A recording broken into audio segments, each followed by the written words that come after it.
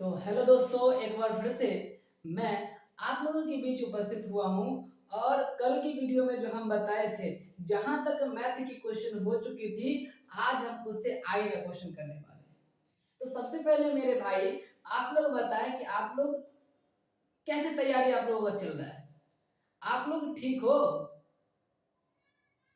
तो हम आशा करते हैं कि आप लोग भी ठीक होंगे और आप लोगों की पढ़ाई जो है बिल्कुल शानदार तरीके से चल रही होगी। क्योंकि अब 3 महीने अब टाइम और करीब आता ही जा रहा है। तो हम अब आगे क्वेश्चन करते हैं और इस मैथमेटिक्स में जो है समझते हैं कि आगे का क्वेश्चन क्या है। हम कल यूक्लिड विभाजन और अभाज्य गुणनखंड विधि से जो है मौसा और लौसा निकालना सीखे थे। तो आज हम उससे आगे सीखेंगे। आज उससे आगे सीखेंगे। तो उससे आगे से पहले सीखने से पहले हम क्या करते हैं, एक और अभाज्य गुणनखंड से हम सिखा देते हैं ताकि कल वाला रिवाइज हो जाए। और हम उम्मीद करते हैं कल के लेक्चर में जो हमने बोला था कि यूक्लिड विभाजन एल्गोरिथम से हमने एक क्वेश्चन समझाया था। और हमने बोला कि जितने भी क्वेश्चन बैंक में यूक्लिड विभाजन संबंधित क्वेश्चन है, उन क्वेश्चनों को आप लोग लगा लें।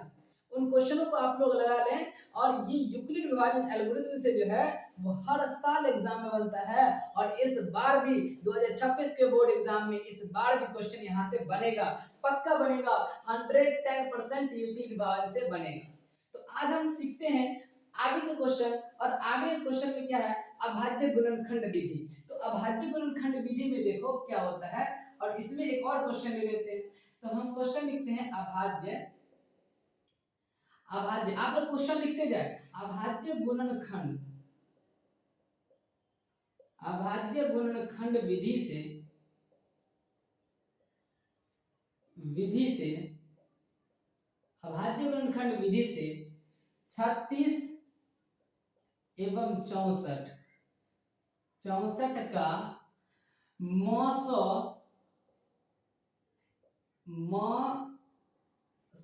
एवं लौसा निकाले। देखो इसको भी हम बिल्कुल कल तो हम बता दिए थे, आज भी हम इसको रिवाइज करा देते हैं। लौसा निकाले, मौसो एवं लौसो निकाले या ज्ञात करें लिखा रहेगा। बिल्कुल एज इट इज ऐसे ही बिहार बोर्ड के एग्जाम में लिखा रहेगा। तो अब इस क्वेश्चन को बनाने का क्या तरीका है सर? तो चलिए अब हम इसको बनाते हैं और आप लोगों को बिल्कुल आसान तरीके से हम मैथमेटिक्स को समझाने का कोशिश कर रहे हैं। आप लोगों का पूरा फोकस बोर्ड पर होना चाहिए और मेरी बातों को गौर से सुनिए ताकि आप लोगों को बिल्कुल आसान से आप लोगों को समझ में आ जाए मैथ। तो हमारा ज्यादा से ज्यादा प्रयास रहता है कि जितने बच्चे जिस भी बच्चे का मैथ कमजोर है उसको इस तरह से बताया जाए, इस तरीके से बता दिया जाए कि जितना कमजोर से कमजोर बच्चा है वो भी सीख ले मैथ को। मैथ एक हवा बन के रह गया है कि सर हम कमजोर है, हमारा मैथ कमजोर है। मैथ किसी का कमजोर नहीं होता है। एक बार हम फिर से बोल देते हैं कि मैथ किसी का कमजोर नहीं होता है, बल्कि उस बच्चे का कैलकुलेशन कमजोर होता है। तो चलिए, किसी बच्चे को कोई टेंशन नहीं लेना है। जब तक हम यहाँ पर है, हम उन सारे बच्चों को मैथ सिखाने का कोशिश करेंगे जिसको मैथ से डर लगता है। और मैथ जो है दिल में जाके बैठ चुका है और उससे डर लग रहा है। तो हम किसी भी बच्चे को नहीं बोलते हैं घबराओ मत, हम यहाँ पर मैथ सिखाने आए हैं, बिल्कुल आसान तरीके से आप लोगों को सिखा देंगे। तो चलिए हम इस मैथ को सॉल्व करते हैं। अब इसको सॉल्व करने का तरीका क्या है सर? तो चलिए हम इसको सीखते हैं। और इसमें सबसे पहले हम लिखेंगे हल और इसका हल करेंगे। बिल्कुल आप लोगों को एग्जाम में इसी तरह से बनाना है जिस तरह से हम बना रहे हैं। तो पहले 36 का हम फैक्टर कर लेंगे, उसके बाद यहाँ पर जो है वो 64 का फैक्टर कर लेंगे। दोनों संख्या का हम बारी बारी फैक्टर करेंगे। अब फैक्टर करेंगे तो यहाँ पे 2 से लग रहा है, तो 2 से लगाएंगे तो ये 18 मरते में जाएगा। फिर 2 से लगाएंगे तो यहाँ पर 9 मरते में जाएगा। तो अब यहाँ पर 2 से नहीं लग रहा है।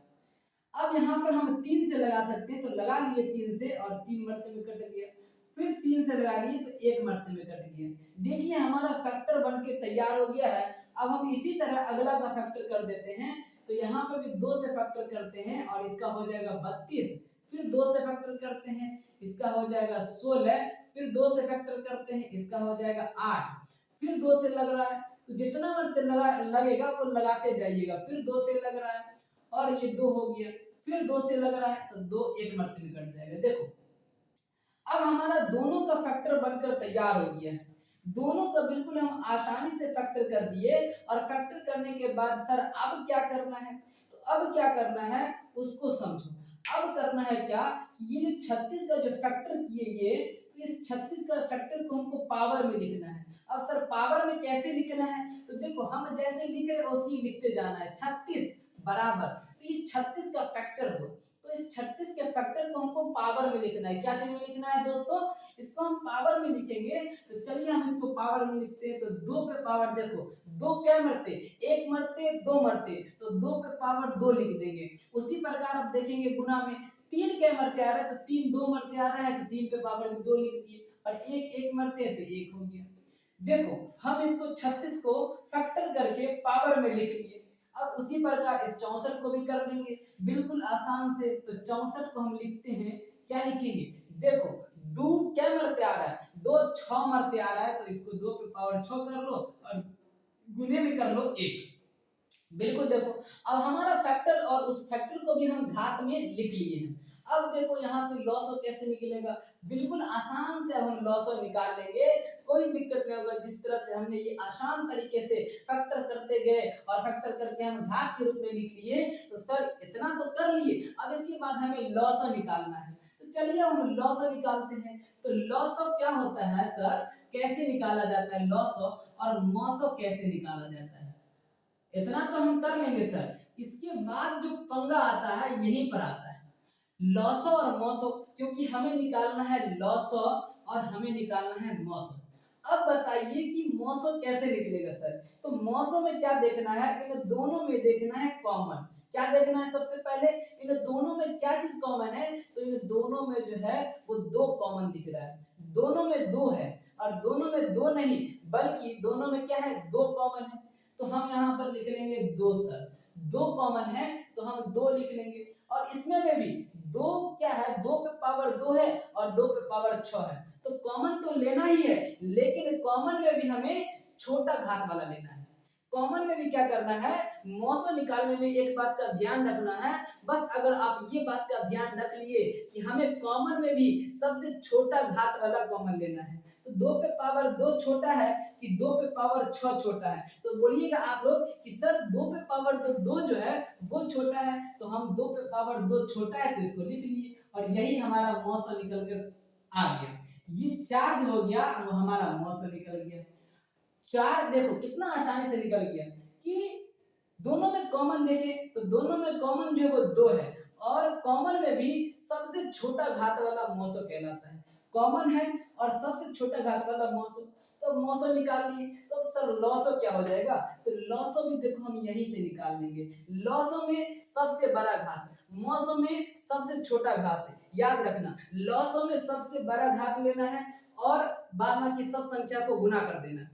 लॉसो में सबसे बड़ा घात लेना है, बाद बाकी सब संख्या को गुना कर देना है। तो चलिए अब हमें लॉसो सिखाते हैं, और लॉसो में कैसे करते हैं। तो लॉसो में सबसे बड़ा घात वाला लेना है, 2 पे पावर 6 की 2 पे पावर 2, तो 2 पे पावर 6 हो जाएगा। सबसे बड़ा घात वाला लेना है, तो 2 पे पावर हम 6 लिख दिए। अब 2 पे पावर 6 हो गया, तो 2 पे पावर 6 आ गया, और बाद बाकी कोई चीज कॉमन है तो उसको एज इट इज गुना कर देते हैं। 2 पे अब देखो 3 पे पावर 2 है, 3 पे पावर 2 है, और उसके बाद क्या है 1 है, तो गुना में हम 1 लिख देते हैं, हमारा बनकर तैयार हो गया। 2 पे पावर 6 का मतलब 64 और 3 का मतलब 9। अब 64 को 9 से गुना करेंगे तो कितना आएगा, 64 को हम 9 से गुना करेंगे, 9 चौके 36, 9 छह 54 और 3 57, तो ये आ गया हमारा 576 आ गया। तो देखिए ये बनकर तैयार हो गया 576, कितना आसान से निकल गया। ये देखो लॉसो और मौसो निकलकर तैयार हो गया, तो बिल्कुल आसान तरीका से, और बिल्कुल आप लोगों को भी वहां जाकर मैट्रिक बोर्ड परीक्षा में इसी तरह से बना देना है, और आप लोगों को 2 नंबर मिल जाएगा, कोई दिक्कत नहीं होगा। बिल्कुल इसी तरह जो है आप लोग बना लीजिएगा, और ये क्वेश्चन जो है वो इम्पोर्टेंट साबित हो सकता है, बिल्कुल इम्पोर्टेंट है। ठीक है, तो आप लोग क्या कीजिए कि सबसे पहले इस क्वेश्चन का स्क्रीनशॉट ले लीजिए, या तो इसे उतार लीजिए। तो चलिए अब हम अगला टाइप का सवाल लेते हैं। अब हम अगला टाइप का सवाल सीखते हैं, इसका आप लोग स्क्रीनशॉट ले लें।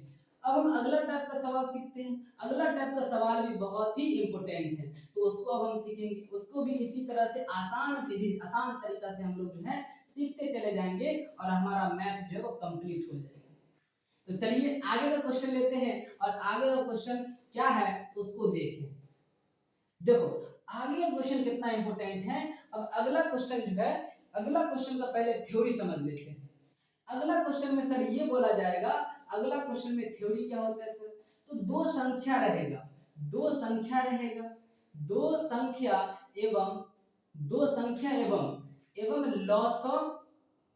लॉस और मौसम में संबंध, ये इसमें संबंध रहेगा। इसका थ्योरी क्या है, मौसम में संबंध। दो संख्या लॉस और मौसम में संबंध रहेगा, इस प्रकार से रहेगा, संबंध दिखाया जाएगा। अब सर इसमें संबंध क्या है, इसमें संबंध जो है यानी इसको फॉर्मूला ही मान लो एक तरह से। इसमें सर संबंध क्या होता है, तो संबंध देखो बहुत ही आसान है, ये फॉर्मूला ही होता है। तो संबंध क्या है सर, दो संख्या, तो दो संख्या हम मान लेते हैं कि ए और इसमें बी, दो संख्या ए गुने बी बराबर एलसीएम गुने एचसीएफ। देखो यही संबंध है, बस ये याद रखना है। और इस फॉर्मूला से ये सूत्र हो गया, क्या हो गया, ये सूत्र हो गया। और इस सूत्र से भी एग्जाम में सवाल बन चुका है। ये क्या हो गया, तो ये बिल्कुल सूत्र हो गया, ए गुने बी बराबर एलसीएम गुने एचसीएफ। यहाँ से हम कई तरह से लिख सकते हैं, लेकिन लिखने का कोई जरूरत नहीं है। हम इसी फॉर्मूला से सारा, यहाँ से हम ऐसे भी लिख सकते हैं कि ए का मान निकाल सकते हैं, ए का मान इधर रखेंगे और बी गुना में है तो इसको हम भाग में भेज देंगे, तो एलसीएम गुने एचसीएफ, अब बट्टा में देखो बी हो जाएगा। तो यहाँ से एक फॉर्मूला और निकल गया, यहाँ से कई फॉर्मूला निकल सकता है। तो हम ये सब का यूज नहीं करेंगे, मेन फॉर्मूला का यूज करके हम ए भी निकाल सकते हैं, बी भी निकाल सकते हैं, एलसीएम भी निकाल सकते हैं और एचसीएफ भी निकाल सकते हैं। हम चारों चीज को निकाल सकते हैं। तो चलिए अब हम इस पर क्वेश्चन लेते हैं। ये थ्योरी हो गया, ये फॉर्मूला होता है ए गुने बी, दो संख्याओं का गुणनफल बराबर एलसीएम गुने एचसीएफ होता है। ये क्या होता है, अब हम आगे समझते हैं और इस पर क्वेश्चन बनाते हैं, बहुत इंपॉर्टेंट है। उतार लो या स्क्रीनशॉट ले लो। तो चलिए अब हम इस पर क्वेश्चन बनाते हैं और इस पर क्वेश्चन बहुत ही मजेदार है और बनाने में भी बहुत मजा आएगा। तो चलिए हम लोग आप लोगों को बताते हैं और बना के बताते हैं कि इस पर कैसे संख्या आएगा, कैसा सवाल आएगा। तो कैसे सवाल आएगा उसको हम बताते हैं।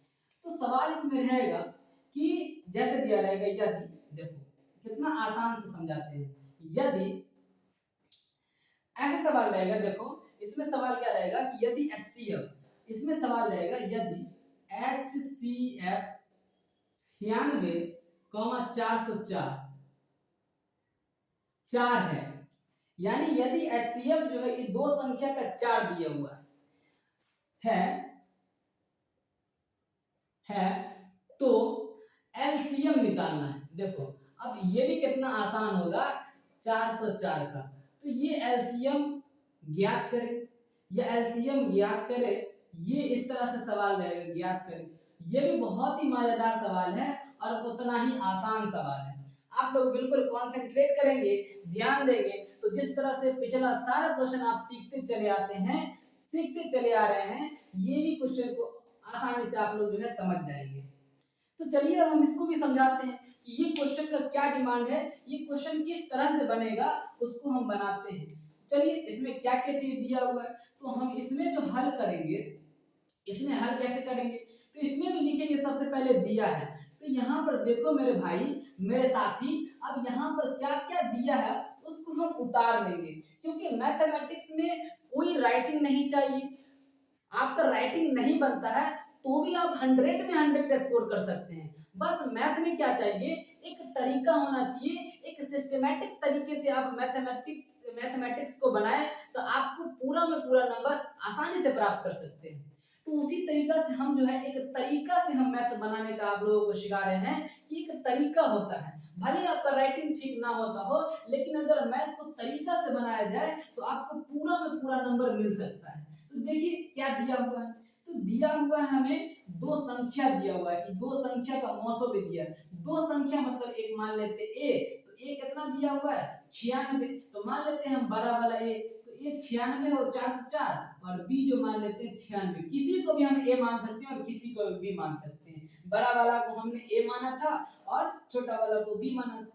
अब यहीं पर हमें HCF भी दिया हुआ है, तो सर HCF कितना दिया हुआ है, तो देखो यहाँ पर दिख रहा है कि HCF ये दो संख्या का जो है वो 4 दिया हुआ है, तो उसी प्रकार से हम 4 लिख लेंगे HCF। अब 4 लिख लेंगे तो हमें एलसीएम का मान ज्ञात करना है। एलसीएम सर व्हाट, एलसीएम क्या होगा, तो उसी एलसीएम को अब देखो हम आसानी से, अभी जो हम सूत्र लिखे थे तो वो सूत्र क्या था, वो सूत्र क्या था साथियों, वो सूत्र था कि देखो, अब सूत्र क्या था, हम सूत्र अभी जस्ट लिखे हैं, सूत्र क्या था a गुने b, हम बोले थे ये सूत्र याद कर लो और याद रखो, a गुने b बराबर एलसीएम गुने एचसीएफ होता है। क्या होता है, एचसीएफ होता है। अब देखिए ये हो गया सूत्र, अब हम इस सूत्र पे इस सारे वैल्यू को पुट करेंगे और हमारा आंसर चुटकियों में निकल के आ जाएगा। तो चलिए हम पुट करते हैं, इसमें क्या करते हैं, अब हम पुट करेंगे इसमें वैल्यू, तो जैसे हम पुट करते हैं इसमें वैल्यू तो वो देखो क्या निकलेगा। अब ए का मान कितना 404, तो ए का मान 404 गुने बी का मान कितना 96, तो बी का मान 96 बराबर एलसीएम हमें क्या है, एलसीएम कुछ भी नहीं दिया है तो हम उसको ऐसे ही रहने देंगे, एलसीएम को एलसीएम ही रहने देंगे। और एचसीएफ कितना दिया हुआ है, तो देखो हमें दिख रहा है एचसीएफ कितना है, तो एचसीएफ 4 है बच्चों। तो यहाँ पर देखो अब हमें एलसीएम निकालना है, तो एलसीएम निकालना है तो हम पहले ही यानी x का मान सीख चुके हैं कि कैसे कैसे संख्या को परिवर्तित करना है, कैसे इधर ले जाना है, कौन भाग में जाएगा कौन गुना में जाएगा, तो हम उस प्रकार से सीख चुके हैं बचपन में ही। तो अभी हम क्या करते हैं कि देखो हमें एलसीएम का मान निकालना है तो हम एलसीएम को इधर ही छोड़ देंगे, एलसीएम को क्या करेंगे, हम एलसीएम को इधर ही छोड़ेंगे और ये 4 जो गुना में है, 4 जो गुना में है वो कहाँ आ जाएगा, भाग में आ जाएगा। क्योंकि कोई भी चीज अगर गुना वाला चीज बराबर के उस पर जाएगा तो वो भाग में हो जाएगा, ये याद रखें। गुना वाला चीज को अगर हम बराबर के उस पर ले जाएं या इस पर लाएं तो वो भाग में चला जाता है। तो 4 क्या है गुना में, तो 4 आ जाएगा बच्चों यहाँ पर भाग में, क्या आ जाएगा दोस्तों 4 आ जाएगा भाग में, और हम 4 से काट देंगे, 4 से जैसे काटेंगे तो ये कट जाएगा कितना 101 मरते में 101। अब यहाँ पर गुना करना है 101 गुने 96, अब 101 को 96 से गुना करना है, तो 101 को 96 से गुना करेंगे तो देखो 96 को 100 से गुना करेंगे तो 9600 हो गया और फिर 96, तो 9696 आ गया। इसका आंसर कितना आ गया दोस्तों 9696 एलसीएम आ गया। देखो कितना आसान से हम लोग सीख गए, देखो एलसीएम निकल गया। तो यही सूत्र पर सारा सवाल बन जाएगा इस टाइप का। अगर इस टाइप का आपको अगर बिहार बोर्ड मैट्रिक एग्जाम में अगर सवाल मिलता है तो बिल्कुल इस तरह से बनाइएगा, एक तरीका से एक अप्रोच से बनाइएगा ताकि आपका नंबर एग्जामिनर काट नहीं पाए, आपका नंबर एग्जामिनर काट नहीं पाए अगर इस तरह से बिल्कुल सिस्टमैटिक तरीके से आप लोग बनाइएगा। तो चलिए जल्दी से इसका स्क्रीनशॉट ले लीजिए और अपने नोटबुक में इसको अपने नोट कर लीजिए ताकि रिवीजन में कोई दिक्कत ना हो। आप ज्यादा से ज्यादा यहीं पर समझते जाए, और मैथमेटिक्स हम इतना आसानी से समझा रहे हैं, इतना सरल तरीका से समझा रहे हैं कि हम उम्मीद करते हैं कि सारे बच्चों सारे दोस्तों को समझ में आ रहा होगा, सारे भाइयों को समझ में आ रहा होगा बिल्कुल आसानी से। अब देखो यहाँ पर हम अगला क्वेश्चन लेते हैं, तो जल्दी से स्क्रीनशॉट ले लो। अब हम यहाँ पर अगला क्वेश्चन लेते हैं। अब अगला टाइप का क्वेश्चन क्या है सर, अब इस टाइप का क्वेश्चन हम समझा दिए। अगला टाइप का क्वेश्चन देखो कितना इंपोर्टेंट होगा, अगला टाइप का भी क्वेश्चन बहुत इंपोर्टेंट होगा और बिल्कुल इसी सूत्र पर होगा। अब इसी सूत्र पर क्या होगा, इस सूत्र पर अब जो पूछेगा एलसीएम पूछे तो एलसीएम, एचसीएफ पूछे तो एलसीएम एचसीएफ निकाल देना है। बिल्कुल ऐसे ही बनाते जाना है, जिसका वैल्यू दिया रहेगा और जिसका वैल्यू नहीं दिया रहेगा उसका मान निकालने बोलेगा। तो आप लोग, हम उम्मीद करते हैं कि आप लोग सीख गए होंगे। और अगला अगर क्वेश्चन आपको बिहार बोर्ड एग्जाम मैट्रिक परीक्षा में पूछा जाए तो आप लोग बना दीजिएगा, फोड़ दीजिएगा उस क्वेश्चन को, ठीक है, जिस तरह से हम समझाए। अब हम अगला क्वेश्चन देखते हैं। तो अगला क्वेश्चन क्या है, देखो इसी फॉर्मूला पे आता है अगला क्वेश्चन। देखो अब अगला क्वेश्चन क्या है, यहां पर हम इस क्वेश्चन को क्लिक करते हैं, ये बहुत इंपॉर्टेंट है, ये बहुत इंपॉर्टेंट है, लिखा रहेगा यहाँ पर। हम जिस तरह से लैंग्वेज लिखते हैं आप लोगों को भी उसी तरह से लैंग्वेज को समझना है। और लैंग्वेज में भी सवाल आ सकता है इस चैप्टर से। तो लैंग्वेज वाला सवाल क्या है सर? तो इसमें रहेगा दो संख्याओं का मौसम। दो संख्याओं का, देखो क्या लिखा रहेगा, दो संख्याओं का मौसम दिया रहेगा, का मौसम। दो संख्याओं का मौसम कितना है? 145। दो संख्याओं का मौसम दे दिया है दोस्तों 145 है। दो संख्या का मौसम 145 है एवं उनका दोनों संख्या का एवं उनका लॉस। उनका लॉस जो है, उनका लॉस कितना है? उनका लॉस जो है वो दिया हुआ कितना? 2175 दिया हुआ है। उनका लॉस 2175 है एवं उनमें से एक संख्या दिया हुआ है। उनमें से एक संख्या दिया हुआ है, एक संख्या। तो उनमें से एक संख्या दिया हुआ है कितना? एक संख्या कितना दिया हुआ है? तो एक संख्या दिया हुआ है 725। 725 दिया हुआ है, 725 है। तो दूसरी संख्या बोलेगा ज्ञात करने के लिए। देखो ये भी बहुत आसान है और उतना ही ज्यादा इंपॉर्टेंट है। आसान तो है लेकिन ये क्वेश्चन पूरा चांस है कि ये क्वेश्चन बने। बिहार बोर्ड मैट्रिक परीक्षा 2026 के एग्जाम में ये क्वेश्चन पूरा चांस है कि बनेगा। तो देखो अब इसको कैसे बनाएंगे? तो दूसरी संख्या ज्ञात करें, इस प्रकार से सवाल रहेगा, ज्ञात करें, दूसरी संख्या ज्ञात करें। कैसे इसको बनाएंगे? तो देखो जिस तरह से हम मैथमेटिक्स को एक सिस्टमैटिक तरीके से एक अप्रोच से बनाते आते हैं और उसी अप्रोच से हम जो है बनाते जाएंगे। क्योंकि मैथ में राइटिंग नहीं होता है, बस उसका क्या होता है? अप्रोच होता है, तरीका होता है। अब इसमें भी क्या लिखेंगे? सबसे पहले क्या क्या चीज? तो इसमें भी लिखेंगे दिया है। तो इसमें क्या चीज दिया है? देखो इसमें क्या चीज दिया है? अब इसमें क्या क्या चीज दिया है उसको हम देखो क्या करते हैं, डिफाइन कर देते हैं। देखो इसमें दिया है 145 क्या है? मौसो दिया हुआ है। तो हम लिख लेते हैं मौसो कितना है दोस्तों? मौसो जो है वो 145 है ना? 145 है। लॉसो भी दिया हुआ है सर, तो लॉसो भी दिया है तो लॉसो भी लिख लेते हैं। कितना? लॉसो भी लिख लेते हैं 2175। सर पहला संख्या भी दिया हुआ है, तो पहला संख्या का मतलब ए भी सर दिया हुआ है, ए भी दिया हुआ है। ए कितना दिया हुआ है? 725 सर दिया हुआ है। तो चलिए हमको दूसरा संख्या यानी बी बोल रहा है निकालने के लिए। अब हम इसको आसानी से बी निकाल देते हैं। तीन चीज दिया हुआ है और एक चीज निकालना है। हम आराम से सूत्र का प्रयोग कर लेंगे। देखो अभी जस्ट सूत्र बताए हैं। सूत्र क्या होता है? सूत्र होता है ए गुने बी सर और एलसीएम गुने बराबर में एलसीएम और गुने एचसीएफ होता है। देखो जिस तरह से क्वेश्चन दिया हुआ है हम उस तरह से क्वेश्चन को बनाते गए और उस तरह से लिखते गए और फॉर्मूला बैठा दिए। ए गुने बी बराबर एलसीएम गुने एचसीएफ होता है, पता है ना? बिल्कुल होता है। तो उस तरह से अब देखो हम पूरा वैल्यू यहाँ पर पुट आउट कर देते हैं, हमारा आंसर निकल कर तैयार हो जाएगा। देखो अब हम वैल्यू को पुट करते हैं। मौसम कितना दिया? 145। यहाँ पर देखो ए दिया है तो ए बिल्कुल दिया हुआ है सर। ए कितना है सर? ए है 725। बी नहीं दिया है तो हम बी को एज इट इज ऐसे उतार लेते हैं। अब देखो सर एलसीएम कितना दिया हुआ है? देखो 2175 दिया हुआ है तो 2175 लिख लेते हैं एलसीएम। और मौसम कितना दिया हुआ है? तो 145 सर दिया हुआ है मौसम। देखिए अब बनकर तैयार हो गया।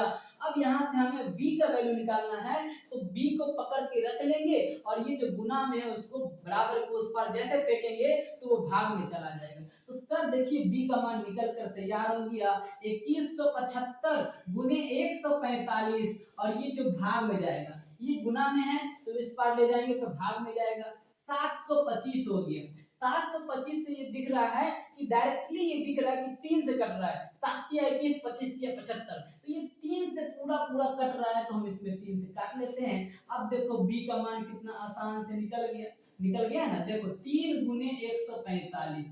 अब 3 गुने 145 मतलब b का मान कितना हो गया? 145 दिया के कितना हो जाएगा बताओ? 5 तिया 15 और 14 तिया 42 और 1 43। 5 के 15 के 5 हाथ में लगे 1, 14 के 42 से 43, तो 435 निकल गया। 3 से गुना कर दिए तो 5 के 15 के 5 हाथ में लग गया 1, 14 के 42 और 43, तो 435 देखो बी निकल गया। तो देखो इस प्रकार से ये क्वेश्चन बहुत ही इंपॉर्टेंट है और बिल्कुल उम्मीद रखो कि ये क्वेश्चन आएगा ही आएगा। एक यूक्लिड विभाजन वाला बहुत इंपॉर्टेंट है और यूक्लिड विभाजन के बाद दूसरे नंबर पे ये आता है कि ऐसे बोल दिया दो संख्याओं का मौसो इतना। बस आपको क्या करेगा एग्जामिनर करेगा कि ये डिजिट को बदल देगा। ये जो डिजिट हमने लिखा है 145, तो इसके यहाँ पर चेंज कर देगा और इसके यहाँ पर चेंज करके कोई और डिजिट दे देगा। इसके यहाँ पर चेंज करके कोई और डिजिट देगा और यहाँ पर भी चेंज कर सकता है एग्जामिनर, यहाँ पर भी चेंज कर सकता है। तो बस एग्जामिनर क्या करेगा, केवल डिजिट को चेंज करेगा, लेकिन जो बनाने का तरीका है, जो हमने बनाने का तरीका आपको सिखाया, वो आप अगर इस तरीका को अप्लाई करेंगे तो एग्जामिनर कोई भी डिजिट दे दे कोई मायने नहीं रखेगा। बस आपको इसी तरह से बनाना है, डिजिट चेंज लेकिन वही संख्या, दो संख्याओं का मौसम। तो चलिए ये उम्मीद करते हैं कि ये भी क्वेश्चन को आप जो है अच्छे तरह से समझ गए होंगे, अच्छे तरह से सीख चुके होंगे। तो चलिए अगला टाइप का हम क्वेश्चन लेते हैं और अगला टाइप का क्वेश्चन क्या है सर, तो सबसे पहले स्क्रीनशॉट ले लीजिए और ताकि अपने नोट में इसको नोट कर लीजिए क्वेश्चन को। अब हम आगे बताते हैं आगे क्या है क्वेश्चन, तो आप लोग उतारते जाएं। अब अगला क्वेश्चन किस टाइप का है सर, अगला क्वेश्चन हम बताते हैं, इस टाइप का क्वेश्चन हो गया। अब अगला क्वेश्चन देखो, इसी में एक और टाइप आता है, इसी में एक टाइप आता है, इसी फॉर्मूला पे एक और टाइप का हम क्वेश्चन बताते हैं। अब देखो इस टाइप का क्वेश्चन क्या होता है, बस आप लोग समझते जाए और हमें कुछ नहीं चाहिए। हमें एक तरह से समझ लीजिए कि हमें खुशी तब मिलेगा जब आप लोगों का एग्जाम में मैथमेटिक्स में अच्छा स्कोर होगा, अच्छा मार्क्स आएगा, तो हमें खुशी मिलेगा, हमें लगेगा कि हमारा पढ़ाने का जो है मकसद कामयाब हुआ। इसलिए हम इतना आसान से आसान तरीका से बताते हैं कि सारे भाइयों को समझ में आ जाए, सारे बहनों को समझ में आ जाए। अब हम देखेंगे अगला टाइप का क्या सवाल होता है सर, तो देखो ये टाइप का सवाल होता है, इसमें भी ऐसे ही लिखा रहेगा भाषा, दो संख्याओं, लिखते जाओ या तो बाद में लिख लेना, ठीक है, पहले समझो।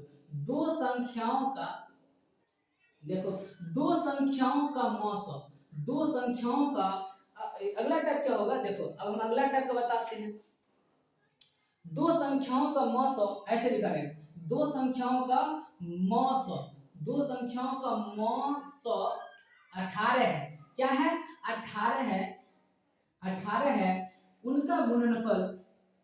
अब देखो यहाँ पर क्या आ गया, एक नया चीज आ गया, उनका गुणनफल। तो सर ये क्या होता है गुणनफल, तो सर ये क्या होता है इसको अभी हम समझाएंगे कि उनका गुणनफल कितना दिया हुआ है 12,960, उनका गुणनफल दिया हुआ है 12,960 है, 960 है।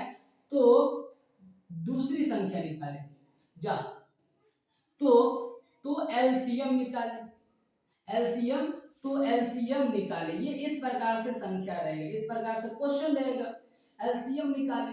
यानी दो संख्याओं का मौसम जो है वो 18 है एवं उनका गुणनफल जो है वो 12,996 है, तो हमें एलसीएम निकालने के लिए बोल रहा है। देखो ये भी क्वेश्चन बहुत ही आसान है और बिल्कुल आसान, उसी फॉर्मूला पे a गुने b बराबर एलसीएम गुने एचसीएफ। लेकिन यहाँ पर क्या एक ट्विस्ट कर दिया है, ट्विस्ट कर दिया एग्जामिनर ये भी क्वेश्चन पूछा हुआ है।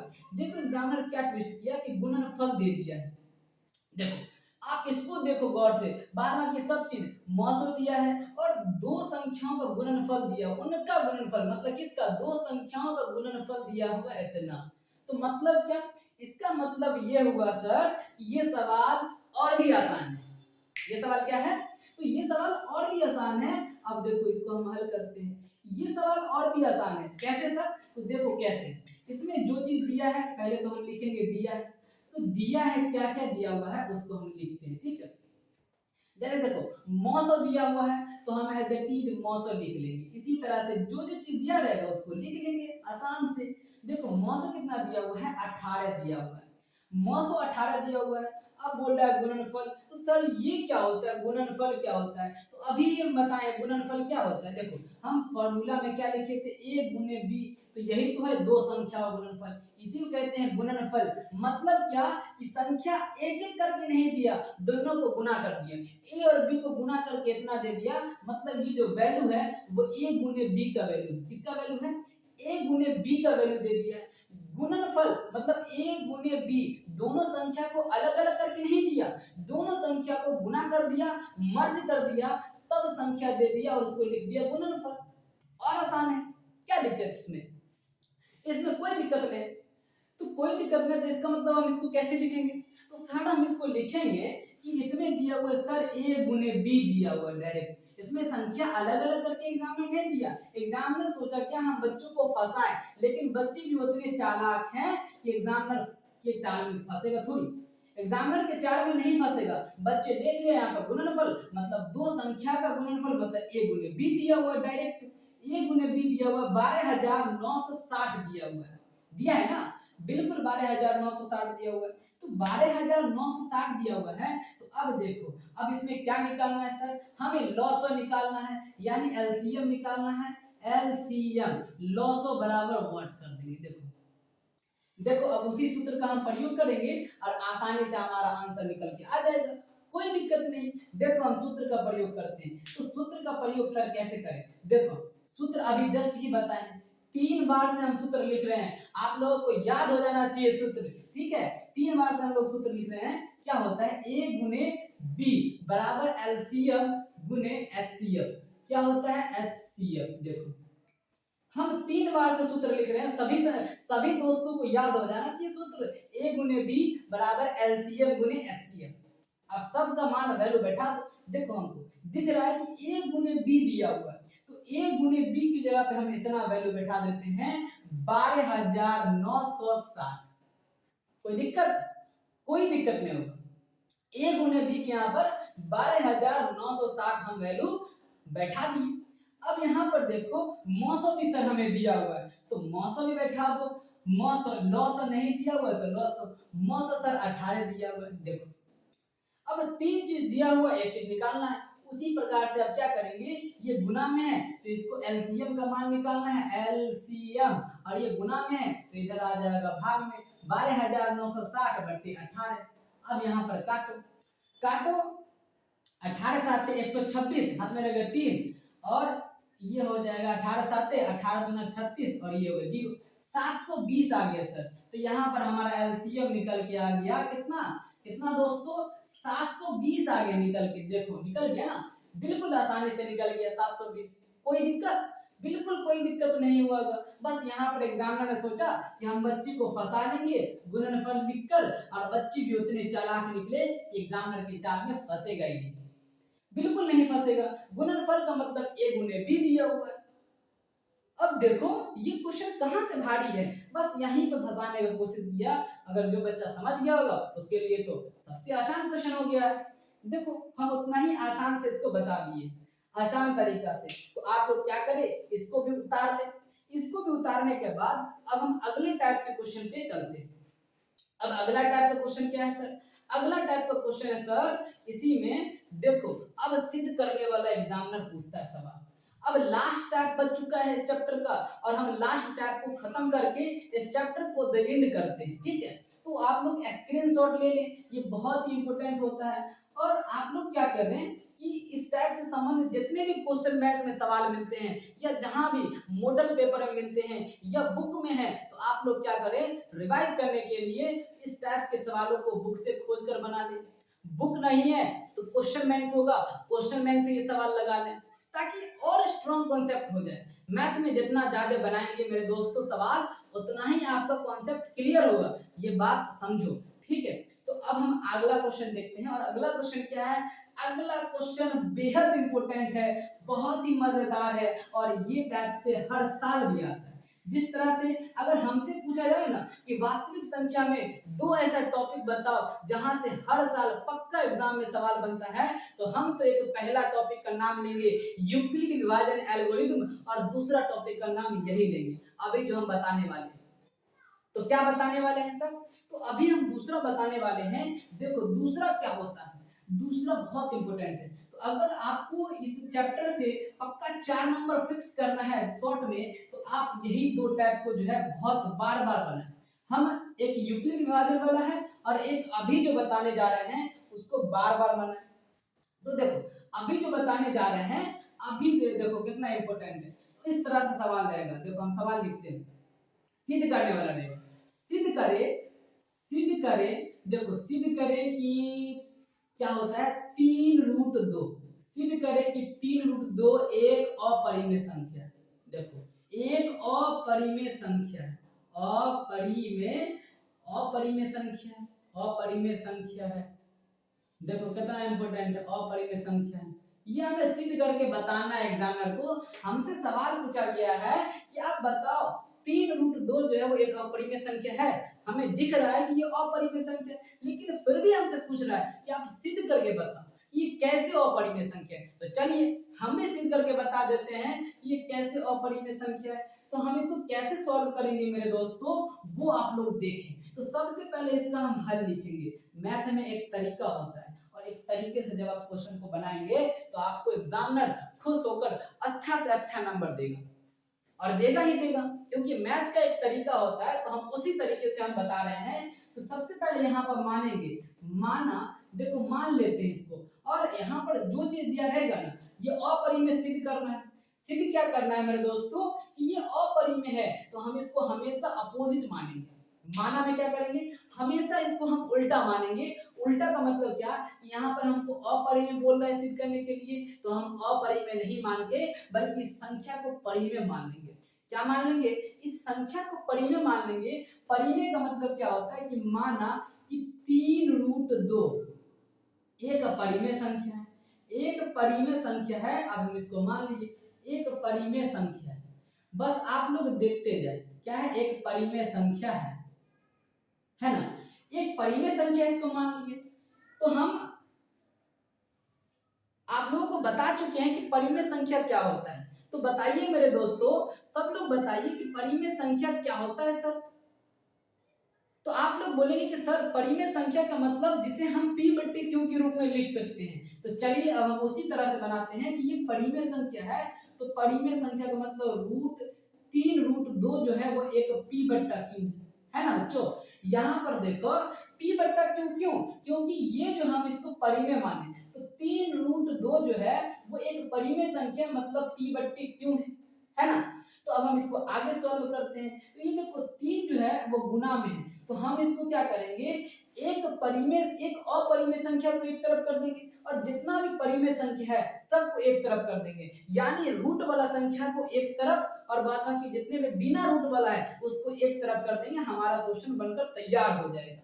तो चलिए अब हम क्या करते हैं कि ये रूट वाला है तो रूट वाला को पकड़ लो, रूट वाला को हम पकड़ लेते हैं, बाद बाकी सब को उधर फेंक देते हैं। तो रूट वाला को हम पकड़ लिए, जैसे हमसे बोला गया हम रूट वाला को पकड़ के रख लिए। अब हम 3 गुना में है तो उसको भाग में भेज देंगे। तो p/3 क्यों, देखो बनकर तैयार हो गया।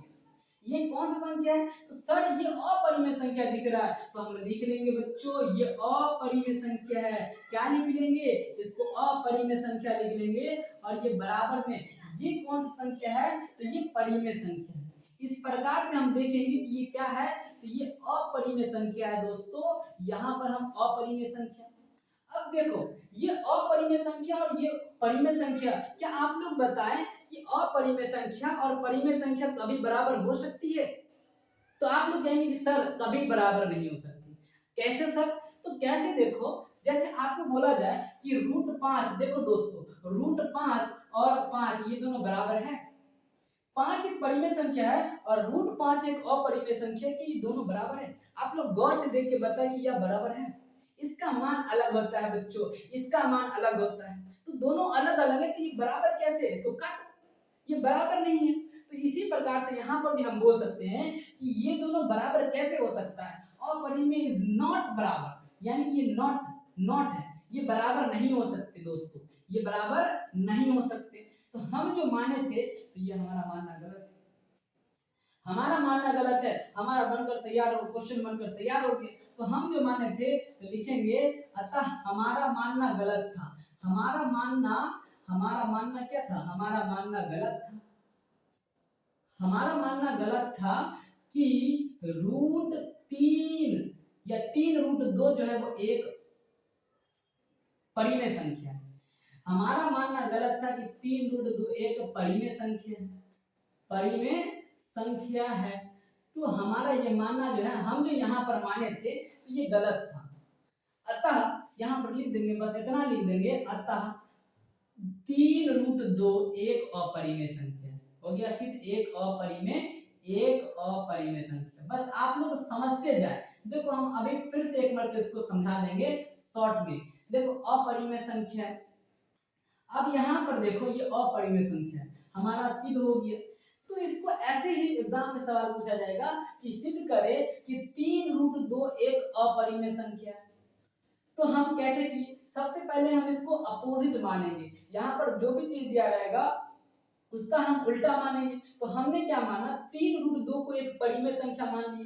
परिमेय संख्या मानना मतलब परिमेय संख्या p/q के रूप में, और ये एक तरफ रूट वाला को पकड़ के रख लेंगे और बाद बाकी सबको दूसरे तरफ फेंक देंगे। ठीक है, तो हमने रूट वाला को पकड़ा और 3 को जो है नीचे फेंक दिया, क्योंकि 3 सर गुना में है तो इधर जाएगा तो भाग में आ जाएगा, तो बिल्कुल भाग में आ गया। तो ये परिमेय संख्या p/q के रूप में, ये परिमेय संख्या और ये अपरिमेय संख्या। तो हम जानते हैं दोस्तों कि परिमेय संख्या और अपरिमेय संख्या कभी भी बराबर नहीं होते, इसलिए हम इसको काट दिए यहाँ से। इसलिए हम क्या किए, इसको काट दिए, क्योंकि ये काटने का चिन्ह का मतलब क्या कि ये दोनों कभी भी बराबर नहीं है। अब बराबर नहीं है तो हमारा क्वेश्चन बनकर तैयार हो गया। अतः हमारा मानना गलत था कि 3√2 जो है वो एक परिमेय संख्या है, अतः 3√2 जो है वो एक अपरिमेय संख्या है। सिद्ध हो गया।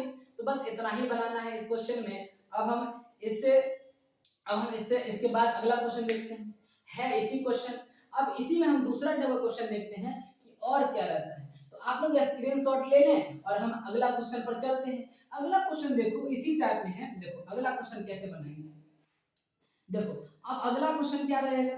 अगला क्वेश्चन देखो, ये क्वेश्चन बहुत इंपॉर्टेंट है, यही टॉपिक है। और यूक्लिड विभाजन और ये दो टॉपिक से आपको 4 नंबर का सवाल मिल जाएगा 2026 के बोर्ड एग्जाम में। और पक्का हमें लगता है कि यहीं से आएगा एक सिद्ध करने वाला, ये अपरिमेय वाला, और एक आएगा यूक्लिड विभाजन एल्गोरिथम से। तो आप ये दो टॉपिकों को बहुत अच्छे से रिवीजन कर लें और दबा के रिवीजन कर लें, ताकि वहां पर गलत होने की संभावना बिल्कुल नहीं हो। तो चलिए अब हम यहाँ पर अगला क्वेश्चन लेते हैं, लेकिन यहाँ पर हम डिजिट, यहाँ पर अंक को बदल देते हैं। अब अंक क्या रहेगा दोस्तों, अब यहाँ पर अंक रहेगा 5 रहेगा 5√2 इस प्रकार से रहेगा। अब हम इसको कैसे सिद्ध कर पाएंगे, तो बिल्कुल यहाँ पर अपरिमेय है तो हम सबसे पहले क्या मानेंगे, माना इसको परिमेय मान लेंगे। हम उसी तरह से सब क्वेश्चन को बनाएंगे। माना 5 + 2√3 जो है या 2√2 एक परिमेय संख्या है। बस इसी तरह से मानेंगे, हमारा सब क्वेश्चन बनकर तैयार हो जाएगा। एक परिमेय संख्या है, क्या है, एक परिमेय संख्या है। तो एक परिमेय संख्या है, इसको हम माने। अब एक परिमेय संख्या है तो कैसे, अब इसको क्या करेंगे, 5 + 2√2 बराबर p/q लिख देंगे, क्योंकि परिमेय संख्या है। अब हम क्या बताए थे कि रूट वाला को एक साथ पकड़ लो, बाद बाकी सब संख्या को उधर फेंक दो। तो देखो ये रूट वाला है तो 2√2 जो है एक रूट वाला है, बाद बाकी हम सब को उधर फेंक देते हैं। ये 5 प्लस में है तो p/q, और ये प्लस में है 5 तो उधर जाएगा तो माइनस में हो जाएगा। अब यहाँ से हम एलसीएम निकाल लेते हैं, तो 2√2 हो जाएगा, यहाँ से एलसीएम क्या हो जाएगा, q हो जाएगा एलसीएम, ये हो जाएगा p - 5q हो जाएगा। अभी देखो अभी भी केवल रूट वाला नहीं बचा है, रूट के साथ 2 भी है, तो 2 को भी हम क्या करेंगे, उधर फेंक देंगे। बस यहाँ पर रूट वाला बच के रह जाएगा, और यहाँ पर p - 5q बट्टा में 2q हो जाएगा। देखो ये हमारा बन गया। अब ये बन गया तो यहाँ पर हम क्या लिखेंगे कि परिमेय, ये क्या है, अपरिमेय ना, तो इसको हम लिखेंगे अपरिमेय इज नॉट परिमेय। तो वो परिमेय है और ये अपरिमेय है, तो इसको भी हम लिखेंगे अपरिमेय बराबर नॉट परिमेय। आप लोग समझ रहे हैं ना, मेरी बातों को समझे, और बिल्कुल हम आसान तरीका से बता रहे हैं। ऐसा जो है कोई टीचर नहीं बताता, बिल्कुल आसान से हम बता रहे हैं।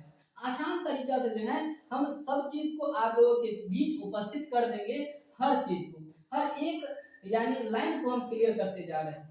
तो देखिए ये हो गया। अब इसके बाद हमें क्या लिखना है, यानी हमारा मानना गलत था, हमारा मानना गलत था बच्चों, हमारा मानना क्या था दोस्तों, गलत था। हमारा मानना गलत था कि, बस लिखते जाओ आप लोग, हमारा मानना गलत था कि 5 प्लस, लिखो 5 प्लस 2 रूट 2 एक परिमेय संख्या, क्या है, एक परिमेय संख्या।